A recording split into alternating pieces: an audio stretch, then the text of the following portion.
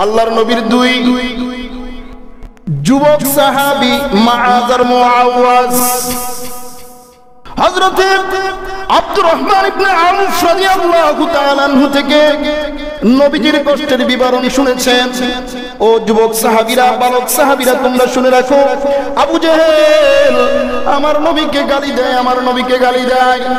রাসূল করিম সাল্লাল্লাহু আলাইহি ওয়াসাল্লাম যখন মসজিদে নববীতে সিজদা দেয় তো ওটের নাড়ি বড়ি রাসূলের মাথার উপরে রেখে দেয়, রাসূলকে হাঁটতে দেয় না। রাসূল যেই রাস্তায় চলে সেই রাস্তায় উম্মে জামিল কাঁটা দিয়ে দেয়। এমন কষ্ট পৃথিবীর কোন মানুষ দিতে পারে না যেই কষ্ট আমাদের নবী মুহাম্মদুর রাসূলুল্লাহ সাল্লাল্লাহু আলাইহি ওয়াসাল্লামকে দিয়েছেন। অতএব যদি নবীর ভালোবাসা আমাদের ভিতরে থাকে, যদি নবীর মহব্বত আমাদের ভিতরে থাকে, তাহলে যুবক যদি নবীর সত্যিকার আশিক হতে পারো, সত্যিকার আশিক দাবি করতে পারো, তো রাসূলের এই কষ্টের বদলা তোমাদেরকে নিতে হবে। মুআয আর মুআওয়াজ এখনো পূর্ণ প্রাপ্তবয়স্ক হয় নাই। আব্দুর রহমান ইবনে আউফ রাদিয়াল্লাহু তাআলা আনহুকে বলেন, চাচা যান জিহাদের ময়দানে একটু আমাকে নিয়ে যান, আমাদেরকে নিয়ে যান, আবু জেহেল কোথায় আছে। এক পর্যায়ে যখন আবু জেহেলকে দেখিয়ে দিলেন, ওই যে দেখা যায় ওইটা আবু জেহেল, ওইটা কি আবু জেহেল, রণাঙ্গনে ঝাঁপিয়ে পড়লেন। দুই বালক দুই হাতে তরবারি নিয়ে রণাঙ্গনে ঝাঁপিয়ে পড়লেন। জিহাদ করতে করতে এক পর্যায়ে যখন আবু জেহেলকে তার ঘোড়ার থেকে জমিনে ফেলে দিলেন, একেবারে আবু জেহেল আহত হয়ে গেছে, মুরমুরষ অবস্থা, বালক দুইটার অবস্থা খুব করুণ। এ পর্যায়ে রাসূল করিম সাল্লাল্লাহু আলাইহি ওয়াসাল্লাম হযরত আব্দুল্লাহ ইবনে মাসউদ রাদিয়াল্লাহু তাআলা আনহুকে বলেন, ও আব্দুল্লাহ যাও আবু জেহেলের কি অবস্থা একটু দেখো, তাকে হত্যা করে আসো। আলহামদুলিল্লাহ الحمد لله نحمده ونستعينه ونستغفره ونؤمن به ونتوكل عليه ونعوذ بالله من شرور أنفسنا ومن سيئات أعمالنا من يهده الله فلا مضل له ومن يضلله فلن تجد له وليا مرشدا ونشهد أن لا إله إلا الله وحده لا شريك له ونشهد أن سيدنا وسندنا وحبيب ربنا وطبيبنا وطبيب قلوبنا ومرشدنا وأولانا ومولانا محمدا عبده ورسوله الذي أرسله الله تعالى إلى كافة للناس بشيرا ونذيرا وداعيا إلى الله بإذنه وسراجا وقمرا منيرا أما بعد فقد قال الله تبارك وتعالى في كلامه المجيد وفرقانه الحميد أعوذ بالله من الشيطان الرجيم بسم الله الرحمن الرحيم يريدون ليطفئوا بأفواههم والله متم نوره ولو كره الكافرون. وقال تعالى قل جاء الحق وزهق الباطل إن الباطل كان زهوقا. صدق الله مولانا العظيم.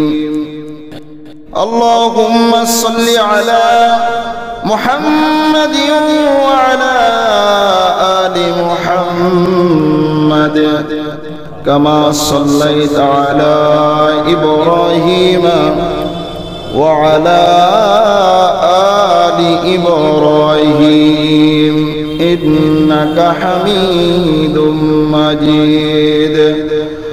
اللهم بارك على محمد وعلى آل محمد كما باركت على إبراهيم وعلى آل إبراهيم إنك حميد مجيد. بلغ العلا بكماله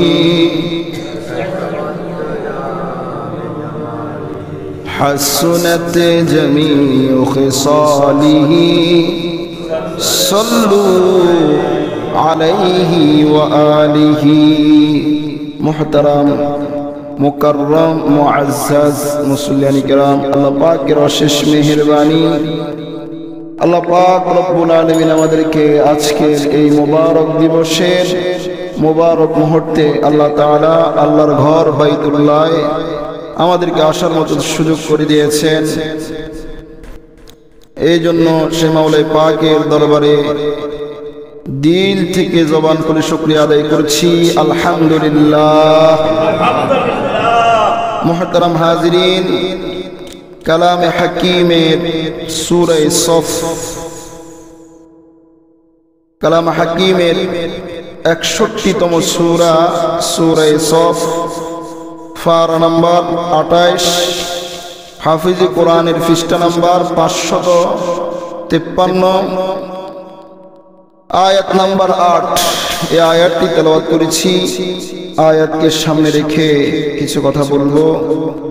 আল্লাহ পাক রব্বুল আলামিন, আমি বলনেওয়ালা বক্তা, আপনারা যারা শ্রোতা আছেন, আমাকে আমলের নিয়তে বলার, বুঝার নিয়তে বলার, সঠিক কথা বলার, আপনাদেরকে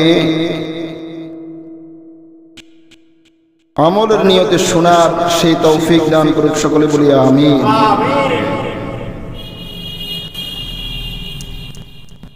সাথে সাথে আমরা আল্লাহ পাক রব্বুল আলামিনের দরবারে আবার শুকরিয়া আদায় করছি যে আল্লাহ পাক রব্বুল আলামিন আমাদেরকে মুসলমান বানিয়েছেন, ঈমানদার বানিয়েছেন।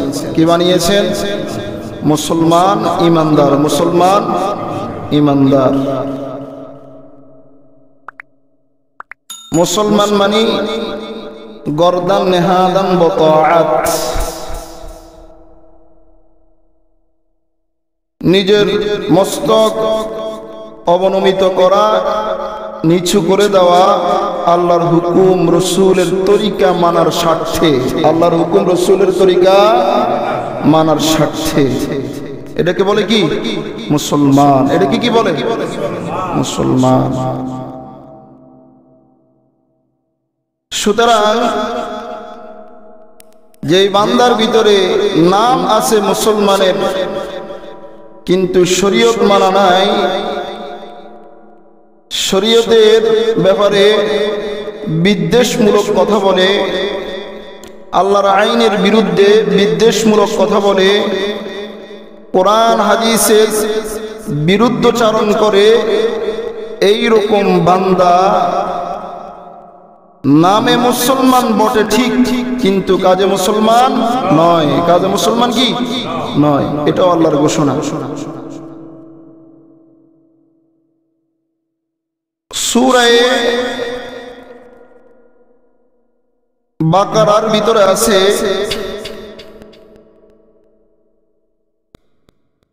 আল্লাহ পাক রব্বুল আলামিন হযরত ইব্রাহিম আলাইহিস সালাতু ওয়াস সালামকে বলছেন, হে ইব্রাহিম তুমি মুসলমান হও। কি বলছেন?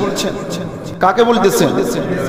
ইব্রাহিম আলাইহিস সালাতু ওয়াস সালামকে। ইয ক্বালা ইব্রাহিম ইয ক্বালা লাহু রাব্বুহু আসলিম, যখন তার রব তাকে বললেন আসলিম, মুসলমান হও। কি হও? মুসলমান হও। কে বলছেন? আল্লাহ। কাকে বলছেন? ইব্রাহিম আলাইহিস সালাতু ওয়াস সালামকে। তো ইব্রাহিম আলাইহিস সালাতু ওয়াস সালাম কি বলছেন? আসলামতু লিরাব্বিল আলামিন, আসলামতু লিরাব্বিল আলামিন, আমি তো পৃথিবীর পালনকর্তা রবের জন্য নিজেকে আত্মসমর্পণ করে দিয়েছি। সুবহানাল্লাহ। আল্লাহ বলছেন কি? আসলিম, আরবি গ্রামার অনুযায়ী আমলের সিগা, মানে তুমি মুসলমান হও। নির্দেশ কার নির্দেশ? আল্লাহর নির্দেশ। নির্দেশ করতেছেন কাকে?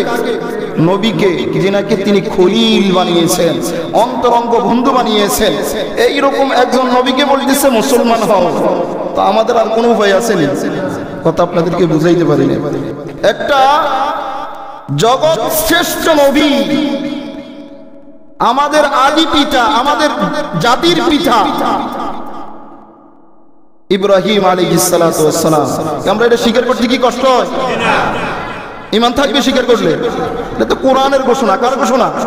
কোন ব্যক্তির রচনা নয়, কোন ব্যক্তি। ইব্রাহিম আলাইহিস সালাতু ওয়াস সালামের আমাদের মুসলিম জাতির কি পিতা। পুরা পৃথিবীতে যত মুসলমান এসেছে, যারা আসছে, কিয়ামত পর্যন্ত যারা আসবে, সমস্ত মুসলিম জাতির পিতাকে হযরত ইব্রাহিম আলাইহিস সালাতু ওয়াস সালাম। তো এমন একজন নবীকে আল্লাহ পাক রব্বুল আলামিন কি বলতেছেন? আসলিম, মুসলমান হও। তো তিনি উত্তর দিতেন, কিভাবে হতে হয় তরিকা বলেন, কি করলে মুসলমান হবে? তিনি বুঝে ফেলছেন আমি তো আমার কিছু না, সব কার? রবে। সব কার? তো সাথে সাথে বলে দিছেন আসলামতু লিরাব্বিল আলামিন। আল্লাহ আপনি আমাকে যে মুসলমানের নির্দেশ দিয়েছেন ইসলাম গ্রহণ করার জন্য, মুসলমান হওয়ার জন্য, আরবি গ্রামার অনুযায়ী আমি সিগাই মাজি ব্যবহার করেছি। আয় আল্লাহ, এখন না, আপনি বলার আগেই তো আমি মুসলমান হয়ে গিয়েছি। আপনি বলার আগেই আমি কি মুসলমান হয়ে গেছি। তো এই মুসলমান হওয়া, ঈমানদার হওয়া বড় ভাগ্যের বিষয়। কিসের বিষয়? বড় মুসলমান হওয়া, মুমিন হওয়া, ইসলাম গ্রহণ করা, ঈমান গ্রহণ করা, এটা বড় ভাগ্যের বিষয়। কিসের বিষয়? ভাগ্যের বিষয়। কারণ রাসূল করিম সাল্লাল্লাহু আলাইহি ওয়াসাল্লাম নিজের আত্মীয় স্বজন, রক্তের চাচা, দাদা যারা ছিল সবাই কর্ণকুহুরি গিয়ে বলছেন যে একটু কালিমাটা পাঠ করেন। কেউ শোনা লাগবে না, আমি নবী শুনলেও চলবে। কিন্তু কপালে নাই, মুসলমান হতে পারে নাই, মুসলমান হতে পারে নাই। এটা যে কত বড় নিয়ামত! মৃত্যুর পূর্ব মুহূর্তে একবার শুধু আপনি ঘোষণা দেন আপনার জান্নাতের জিম্মাদার আমি রাসূল নিয়ে নিব, এরপরও গ্রহণ করতে পারে নাই, পারে নাই। তো এটা আল্লাহ পাক রব্বুল আলামিনের বড় নিয়ামত। আল্লাহ তাআলা আমাদেরকে এমন নিয়ামত দান করেছেন, এই জন্য শুকরিয়া আদায় করি আলহামদুলিল্লাহ। সাথে সাথে যারা ইসলাম গ্রহণ করেছে এরা হচ্ছে হকপন্থী। এরা কি? যারা ইসলাম গ্রহণ করেছে এরা হকপন্থী। আর যারা ইসলাম গ্রহণ করে নাই, ইসলামের বিরুদ্ধচারণ করেছে, এরা হচ্ছে বাতিল। এরা কি? বাতিল। হকপন্থী যারা, কিয়ামত পর্যন্ত এদের টার্গেট থাকবে কিভাবে আল্লাহর জমিনে আল্লাহর দ্বীনকে উজ্জীবিত করা যায়, প্রতিষ্ঠা করা যায়। দ্বীনের শাসন, কোরআনের শাসন, রাসূলের সুন্নাহের শাসন কিভাবে প্রতিষ্ঠা করা যায়, কিয়ামত পর্যন্ত এই মিশন চলবে। এই মিশন কি চলবে? পক্ষান্তরে যারা ইসলাম বিদ্বেষী, যারা কোরআন বিদ্বেষী, যারা সুন্নাহ বিরোধী, সুন্নাহ বিদ্বেষী, এদের মিশন হচ্ছে কলা কৌশলে, ক্ষমতার অপব্যবহারে, ক্ষমতার দাপটে কিভাবে ইসলামকে নিচ্ছিন্ন করা যায়, কিয়ামত পর্যন্ত তাদের মিশন থাকবে। তো এই দুই মিশনের ভিতরে, এই দুইটা পক্ষের ভিতরে একটা পক্ষ আল্লাহর দল, একটা পক্ষ আল্লাহর অ্যান্টি। আল্লাহর কি অ্যান্টি? তো অ্যান্টি পক্ষ পৃথিবীর শুরু লগ্ন থেকে আজ পর্যন্ত কিয়ামত পর্যন্ত সবল। কিয়ামত পর্যন্ত কি সবল? আপনাদেরকে আমি কথা বুঝাইতে পারি না। পৃথিবীর শুরু লগ্ন থেকে হযরত আদম আলাইহিস সালাতু ওয়াস সালাম থেকে আজ পর্যন্ত এবং কিয়ামত পর্যন্ত ইসলামের অ্যান্টি পক্ষ যেটা, কোরআনের অ্যান্টি পক্ষ যেটা, নবীর অ্যান্টি পক্ষ যেটা, এটা তো একটু সবল। পক্ষান্তরে আল্লাহর পক্ষে যারা, ইসলামের পক্ষে যারা, কোরআনের পক্ষে যারা, সুন্নাহের পক্ষে যারা, এরা থাকবে দুর্বল। এরা থাকবে কি দুর্বল। কিন্তু ফলাফল হচ্ছে দুর্বলের পক্ষে। ফলাফল কার পক্ষে? শক্তিশালীরা কখনো বিজয় লাভ করতে পারে না। আপনারা কোরআন সুন্নাহ থেকে, কোন ব্যক্তির রচনা না, কোরআন সুন্নাহ, কাসাসুল আম্বিয়া, তারিখ ইসলাম, কাসাসুল আম্বিয়া, আম্বিয়াদের ইতিহাস, নবীদের কি ইতিহাস, তারিখ ইসলাম, ইসলামের ইতিহাস, এই সমস্ত বই পুস্তকগুলো আপনারা পড়বেন, জ্ঞান বাড়বে। তারিখে খেলাফতে বনু উমাইয়া, খেলাফতে রাশেদা, এই সমস্ত বইগুলি আপনারা পড়বেন। পড়লে ইসলামের ইতিহাস জানবেন। পৃথিবীতে মুসলিমরা কিভাবে নির্যাতিত হয়েছে, কিভাবে রাষ্ট্র পরিচালনা করছে, কতটুকু নির্যাতনের শিকার তারা হয়েছে, ফলাফল কি হয়েছে জানতে পারবেন। জানতে কি পারবেন। তো এই সিলসিলাটা শুরু হয়েছে হযরত ইব্রাহিম আলাইহিস সালাতু ওয়াস সালামের যুগ থেকে। কোন যুগ থেকে? ইব্রাহিম আলাইহিস সালাতু ওয়াস সালামের যুগ থেকে। এর আগে আদম আলাইহিস সালাতু ওয়াস সালাম, শীস আলাইহিস সালাতু ওয়াস সালাম, অন্যান্য নবী যারা ছিলেন, পৃথিবী কিভাবে আবাদ করা যায়, পৃথিবী কিভাবে, ঘর কিভাবে করতে হয়, ধান চাষ কিভাবে করতে হয়, ফসল কিভাবে চাষ করতে হয়, গাছ কিভাবে লাগাইতে হয়, এইভাবে এই সমস্ত পৃথিবীর আবাদের শিক্ষা দেওয়া কি হয়েছে।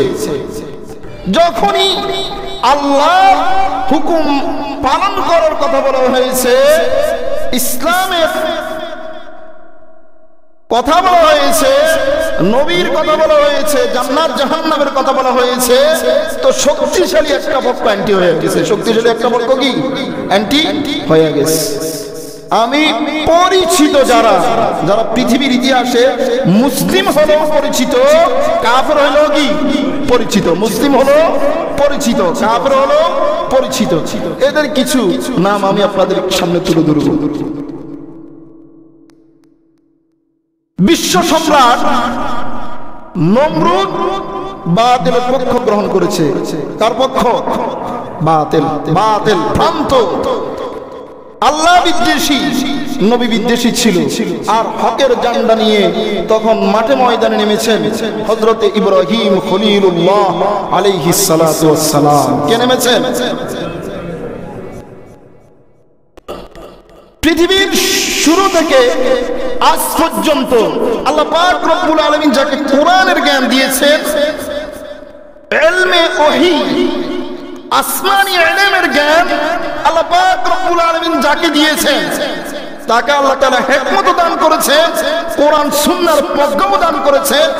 বাতিল জাগতিক শিক্ষায় যত বড় শিক্ষিত হোক না কেন, বাতিল জাগতিক শক্তিতে যত বড় শক্তির অধিকারী হোক না কেন, ইলমে ওহীর জ্ঞানের কাছে মাথা নত করতে বাধ্য হয়েছে। মাথা নত করতে কি হয়েছে? বাধ্য হয়েছে। এই যে নমরুদের সাথে একদিন হযরতে ইব্রাহিম আলাইহিস সালাতু ওয়াস সালামের সাথে কথা কাটাকাটি চলতেছে। কি চলতেছে? কথা কাটাকাটি। কি নিয়ে? মুসলমান হওয়া নিয়ে আর কাফের হওয়া নিয়ে। ইব্রাহিম আলাইহিস সালাতু ওয়াস সালাম আল্লাহ ছাড়া কাউকে কি মানে না। নমরুদের ধর্ম গ্রহণ করা সম্ভব নয়, নমরুদের খোদা মানা কি নয়, সম্ভব নয়। তো দুইজনের ভিতরে তর্ক চলতেছে, কি চলতেছে? তর্ক চলতেছে কি?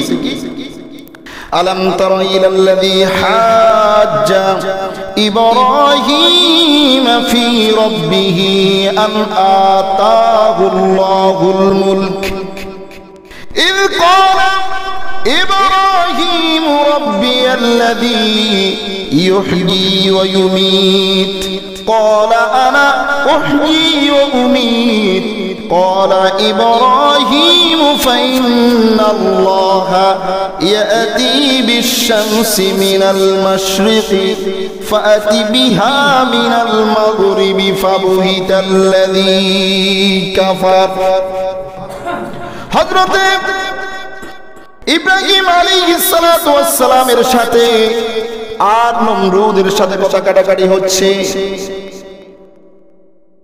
যেই ব্যক্তিটাকে আল্লাহ পাক রব্বুল আলামিন সুপ্রিম পাওয়ার দিয়েছেন, পৃথিবীর শাসক বানিয়েছেন, নমরুদ ইচ্ছাই হোক অনিচ্ছাই হোক, আল্লাহর দানে হোক অথবা জবরদখল করে হোক, সে পেয়েছে, ক্ষমতার অধিকারী হয়েছে।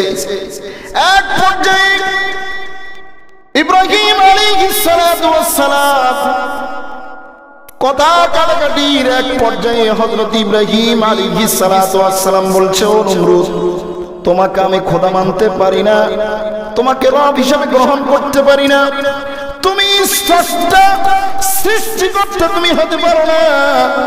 সৃষ্টিকর্তা তো তিনি যিনি মানুষের জীবন দান করেন এবং মানুষের মৃত্যু দান করেন, যিনি মানুষের কি করেন? জীবন দান করেন এবং মৃত্যু দান করেন। ইব্রাহিম আলাইহিস সালাতু ওয়াস সালাম এই কথা বলার পরে যার ভিতরে কোরআনের জ্ঞান নাই, যার ভিতরে ইলমে ওহীর জ্ঞান নাই, তার থেকে বোকা শুনবো আচরণ, বোকা শুনবো উত্তর ছাড়া আর কিছুই আসতে পারে না।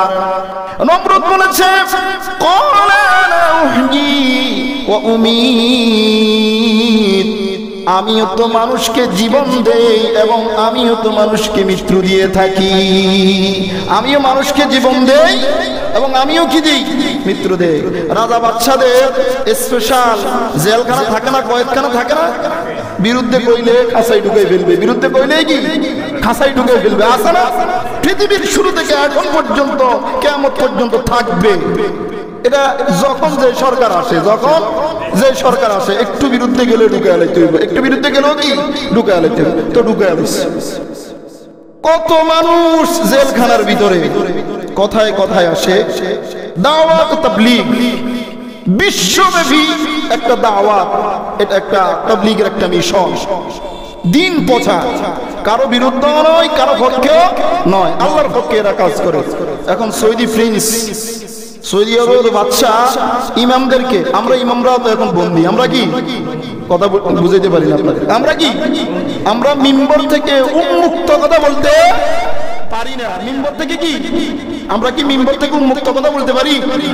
আপনারা শুধু জরিপ নেন, কত দেশে কত জায়গা, আমাদের দেশে কত জায়গায় ইমামদের ইমামতি চলে গেছে উন্মুক্ত কথা বলার কারণে। লিমিট আছে, আপনি লিমিটের ভিতরে মসজিদ ইমামতি করতে হলে আমি লিমিটে কথা বলতে হবে। কিসে?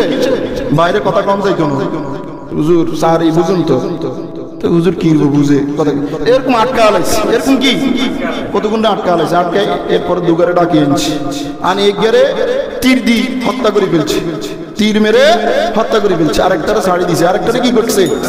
ক্বালা আনা উহয়ী ওয়া উমীত, ক্বালা আনা উহয়ী ওয়া উমীত, দেখো আমি তো জীবন দিতে পারি, আমি তো আবার কি মারতে পারি।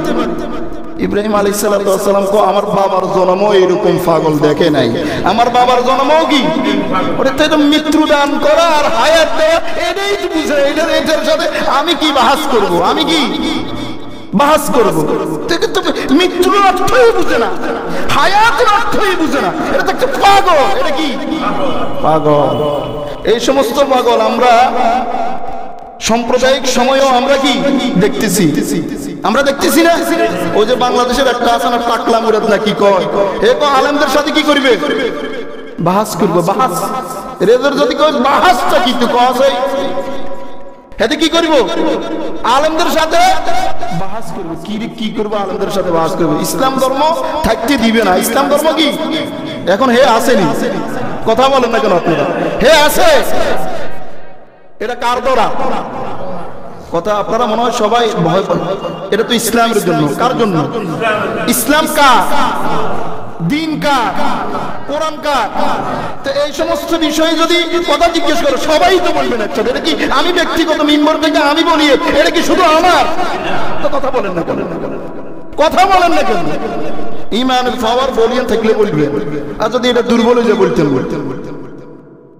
তো সেই ইসলামকে নিচ্ছিন্ন করে দিবে, ওলামাদের সাথে বাহাস করবে। কি বলতেছে? দাঁড়ি শাসি দিব। কি করব? আপনারা কি এগুলো ভিডিও এগুলো আপনারা দেখেন না? এটা করব সেটা করব, হামকো তুমকো কত কিছু, কত ভাব। টাইম নেই কি শব্দ ব্যবহার করে, কি বলে টাইম নেই। এখন এর টাইম আছে? কথা বলেন না কেন? এর টাইম আছে?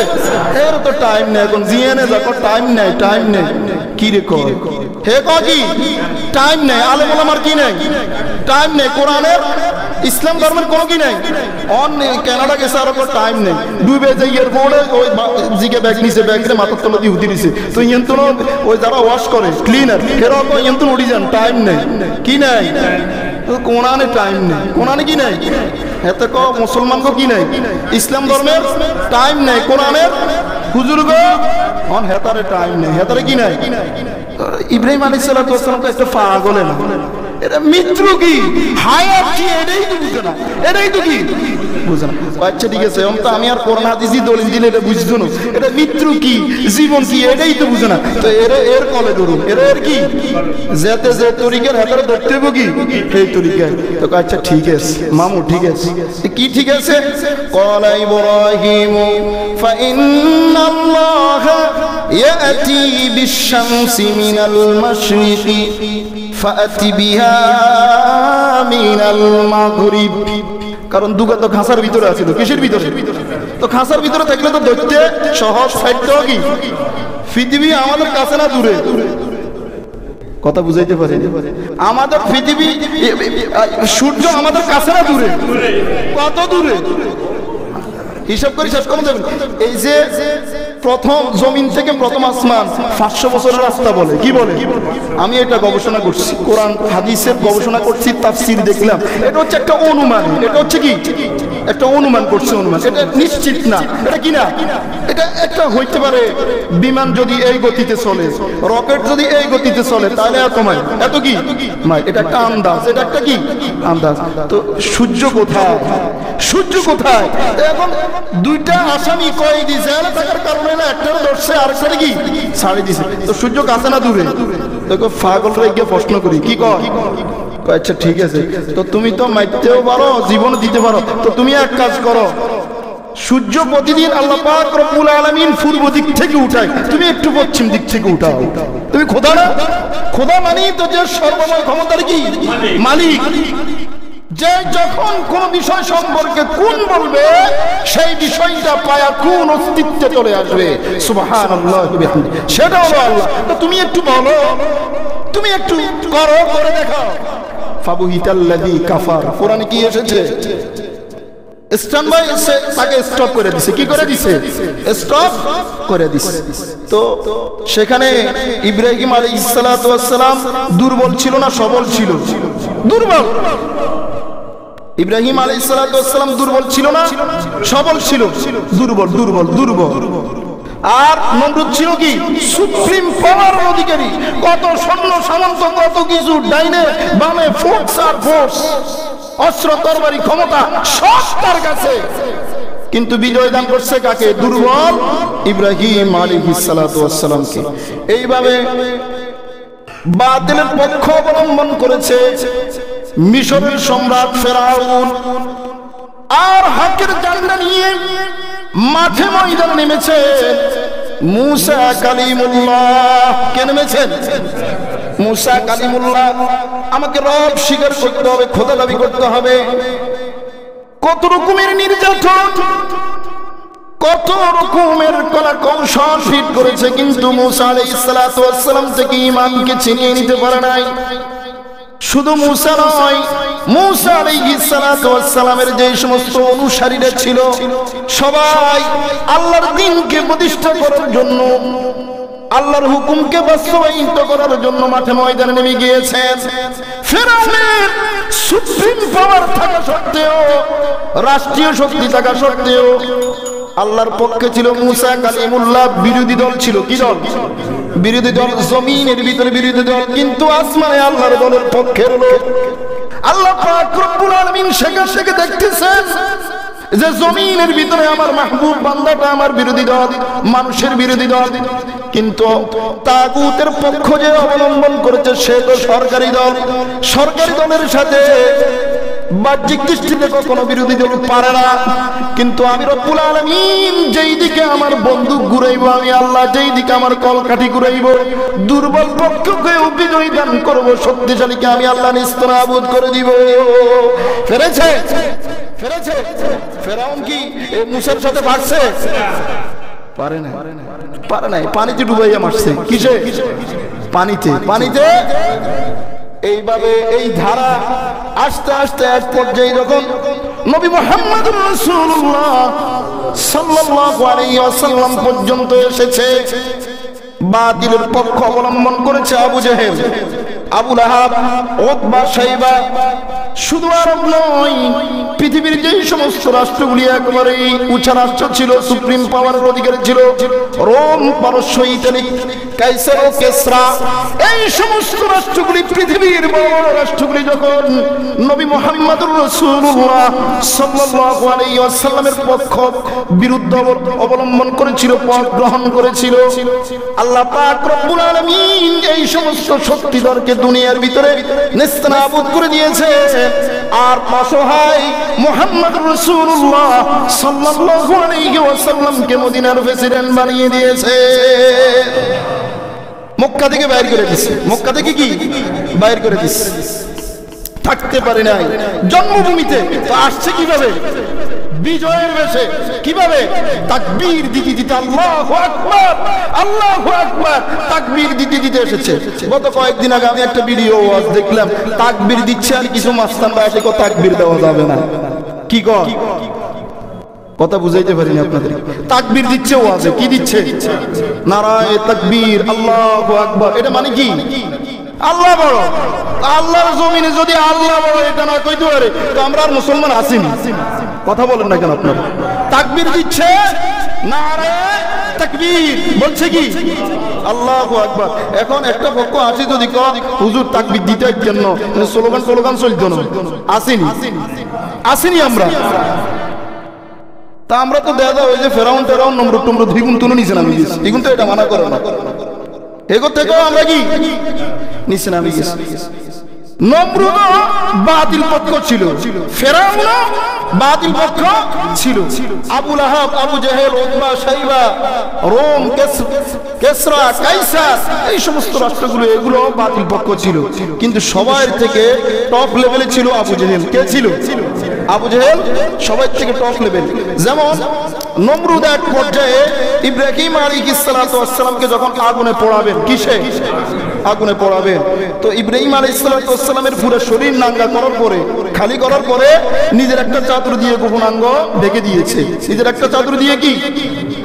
কারণ ইব্রাহিমকে আগুনে ফেলানোর পরে যদি ইব্রাহিম না পোড়া যায়, তা আমি বলবো না পোড়া যাওয়ার জন্য আমি আমার চাদরটা কি মড়াইয়া দিলাম, না পোড়া যাওয়ার জন্য।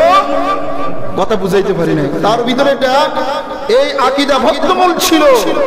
হয়তো বা ক্ষমতার লোভে সে দিনকে ভুলে গিয়েছে, আল্লাহকে ভুলে গিয়েছে, কিন্তু ভিতরে এটা ছিল যে ইব্রাহিমের খোদাই ঠিক, ইব্রাহিমের খোদাই কি। এর যদি আগুনে ফালায় তে তো আল্লাহর বন্ধু। কার বন্ধু? এ যদি ফোড়া না যায় তা আমি তো শেষ। আমি কি? তাহলে এক কাজ করি, আমি আমার চাদরটা মোড়াই দিই মাজাতে। আমি আমার কি করি? চাদরটা মোড়াই দিই। ইব্রাহিম যদি না পড়া যায় তাহলে আমি বলবো আমরা পালাইছি আর কি, কিন্তু আমার ভিতরে দয়া ছিল বিধায় আমি চাদরটা মোড়াই দিছি। চাদরটা কি? তার মানে ভিতরে একটু নমনীয়তা ছিল, একটু আল্লাহর প্রতি বিশ্বাস ছিল। মানতে পারে নাই। তো ইব্রাহিম আলাইহিস সালাতু ওয়াস সালামকে আগুনে নিক্ষেপ করার পরে চাদরটা পড়া গেছে, কিন্তু ইব্রাহিম আলাইহিস সালাতু ওয়াস সালাম পড়া যায় নাই। সুবহানাল্লাহ। বিহামদি। তাফসীরের কিতাবে কি লেখে? চাদর পড়া গেছে, কিন্তু ইব্রাহিম আলাইহিস সালাম পড়া যায় না। তার ভিতরে একটু নমনীয়তা ছিল, একটু নমনীয়তা কি ছিল। তো ফেরাউনের ভিতরে কিভাবে ছিল? মানে না, মানে না, মানে না, মানবেই না, খোদাকে মানবেই না। কিন্তু যখন ডুবাইয়া মারতেছে, এক পর্যায়ে বলতেছে আল্লাহ, মানে কালিমা পড়বে, কালিমা পড়বে, লা ইলাহা ইল্লাল্লাহ মুসা কালিমুল্লাহ, এভাবে পড়বে। তো জিবরাইলে কাদা মাটি মুখের ভিতরে কি ঢুকাইয়া দিচ্ছে। তো তাহলে মৃত্যুর আগে হলো সে কালিমা পড়ার জন্য একটু কি আক্ষেপ করছে, বুঝ আসছে। কিন্তু আবু জেহেল কেমন ছিল? আল্লাহর নবীর দুই যুবক সাহাবী মুআয আর মুআওয়াজ, হযরত আব্দুর রহমান ইবনে আউফ রাদিয়াল্লাহু তাআলা আনহু থেকে নবীজির কষ্টের বিবরণ শুনেছেন। ও যুবক সাহাবীরা, বালক সাহাবীরা, তোমরা শুনে রাখো, আবু জেহেল আমার নবীকে গালি দেয়, আমার নবীকে গালি দেয়। রাসূল করিম সাল্লাল্লাহু আলাইহি ওয়াসাল্লাম যখন মসজিদে নববীতে সিজদা দেয়, তো ওটের নাড়ি বড়ি রাসূলের মাথার উপরে রেখে দেয়, রাসূলকে হাঁটতে দেয় না। রাসূল যেই রাস্তায় চলে সেই রাস্তায় উম্মে জামিল কাঁটা দিয়ে দেয়। এমন কষ্ট পৃথিবীর কোন মানুষ দিতে পারে না যেই কষ্ট আমাদের নবী মুহাম্মদুর রাসূলুল্লাহ সাল্লাল্লাহু আলাইহি ওয়াসাল্লামকে দিয়েছেন। অতএব যদি নবীর ভালোবাসা আমাদের ভিতরে থাকে, যদি নবীর মহব্বত আমাদের ভিতরে থাকে, তাহলে যুবক যদি নবীর সত্যিকার আশিক হতে পারো, সত্যিকার আশিক দাবি করতে পারো, তো রাসূলের এই কষ্টের বদলা তোমাদেরকে নিতে হবে। মুআয আর মুআওয়াজ এখনো পূর্ণ প্রাপ্ত বয়স্ক হয় নাই। আব্দুর রহমান ইবনে আউফ রাদিয়াল্লাহু তাআলা আনহুকে বলেন, চাচা যান, জিহাদের ময়দানে একটু আমাকে নিয়ে যান, আমাদেরকে নিয়ে যান, আবু জেহেল কোথায় আছে।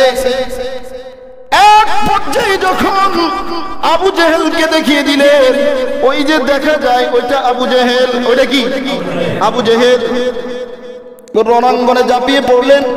দুই বালক দুই হাতে তরবার নিয়ে রণাঙ্গনে ঝাঁপিয়ে পড়লেন, জিহাদ করতে করতে এক পর্যায়ে যখন আবু জেহেলকে তার ঘোড়ার থেকে জমিনে ফেলে দিলেন, একেবারে আবু জেহেল আহত হয়ে গেছে, মুরমুরষ অবস্থা, বালক দুইটার অবস্থা খুব করুণ। এ পর্যায়ে রাসূল করিম সাল্লাল্লাহু আলাইহি ওয়াসাল্লাম হযরত আব্দুল্লাহ ইবনে মাসউদ রাদিয়াল্লাহু তাআলা আনহুকে বলেন, ও আব্দুল্লাহ, যাও আবু জেহেলের কি অবস্থা একটু দেখো, তাকে হত্যা করে আসো। আব্দুল্লাহ ইবনে মাসউদ রাদিয়াল্লাহু তাআলা আনহু যখন আবু জেহেলের কাছে গেলেন, গিয়ে দেখলেন একেবারে মুরমুরষ অবস্থায় জমিনে পড়ে আছে। বুকের উপর উঠে বসলেন। আবু জেহেল বলতেছে, তোমার কাছে পাঁচটা কথা আমি বলবো, তারপর তুমি আমাকে হত্যা করিও। এক নম্বরের কথা হলো, এই জমিনের ভিতরে আমার চাইতে ক্ষমতাধর আর কাউকে দেখছো কিনা? তোমাদের মতো তো এত নিম্নমানের লোক আর হইতে পারে না, তোমরা একবারে নিছো।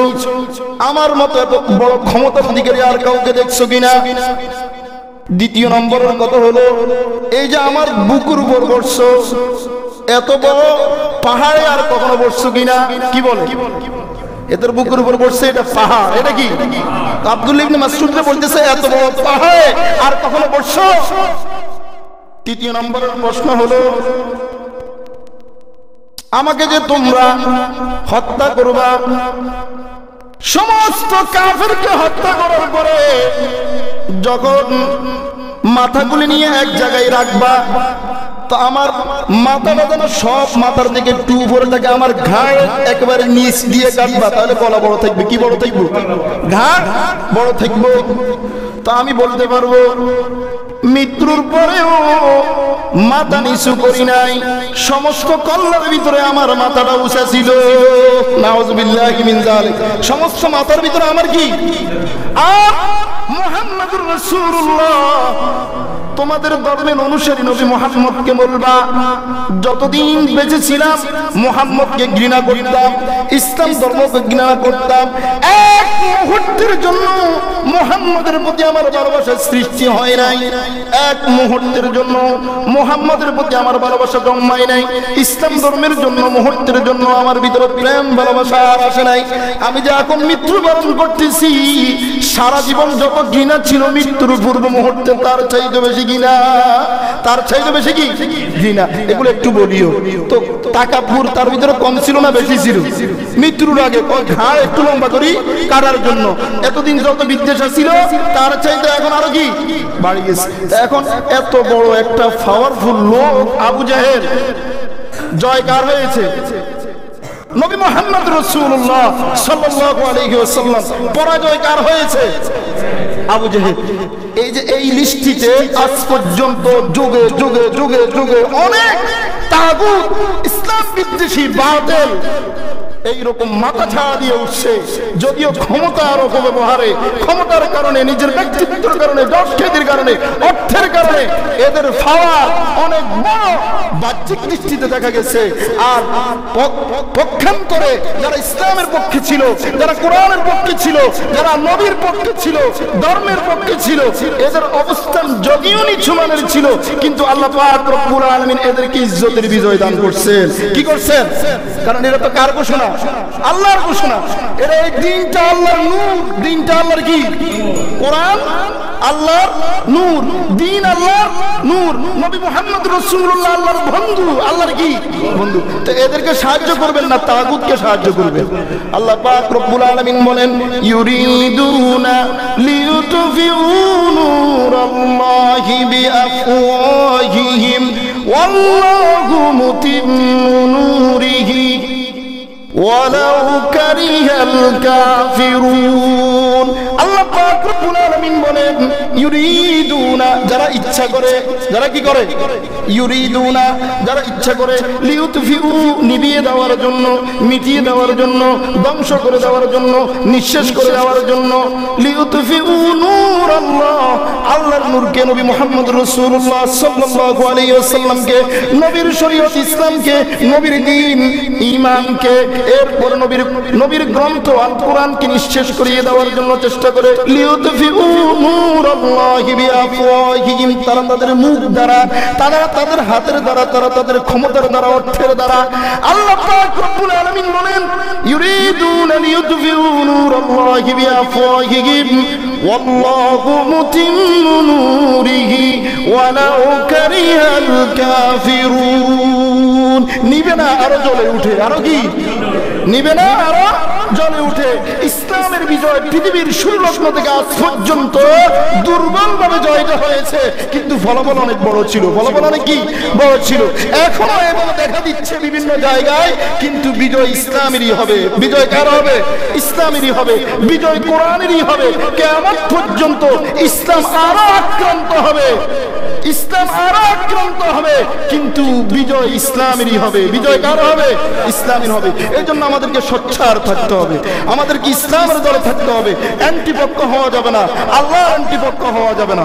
আল্লাহ পাক রব্বুল আলামিন আমাদের সকলকে বুঝার তৌফিক দান করুন। ওয়া আখিরু দাওয়ানা আনিল হামদুলিল্লাহি রাব্বিল আলামিন।